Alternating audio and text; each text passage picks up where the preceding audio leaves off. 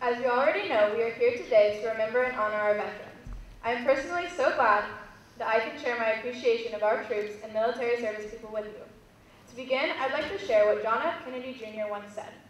The cost of freedom is always high, but Americans have always paid it. Let that sink in. We have always paid it. Paid for our freedom no matter what. There have been soldiers who have stood at the front lines to pay America's debt for our freedom. Now think about what you have done for our country. I can think of one thing we all do. Each morning during second period, we stand and recite the Pledge of Allegiance, a daily routine since kindergarten that requires practically no thought. The red, white, and blue of the flag is staring at you. Your voice is mixed with a sea of others. And in that moment, the whole of your class, the entire school, is united for our freedom and our country. Now let's compare our pledge to a soldier's pledge. Their pledge of not only allegiance, but the pledge to put everything they've got into protecting our country. They are committing the ultimate sacrifice for us. They are dedicating their life to ensure that we have our freedom and our rights. Since the start of our country, soldiers have been ready to die for the USA to be safe. Veterans Day began at the end of World War I, 100 years ago this year as a matter of fact. Back then it was called Armistice Day. On this day, we give thanks and pay homage to our veterans. However, the duty they have given our country is too great to ever truly repay.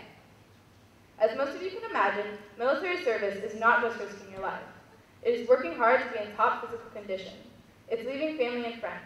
It's going months and months away from the outside world. It's leaving Instagram and Twitter behind, a task few of us could manage. It's living with other soldiers who are difficult to get along with. Would you be willing to do that for our country?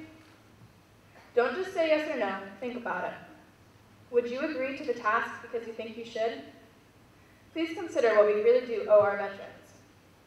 I challenge you to take some time to appreciate the sacrifices that soldiers have made to supply us with our freedom. Take some time on your ride home today, when you're eating dinner tomorrow night, or when you get up after sleeping in since we don't have school on Veterans Day. Take a moment to reflect on what Veterans Day really means. Think about their families too, to all the families and friends who have lost someone important to them because of their dedication to our country.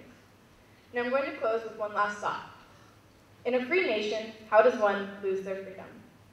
We will lose America's freedom the day we no longer have soldiers willing to stand up and fight for us. Thank you.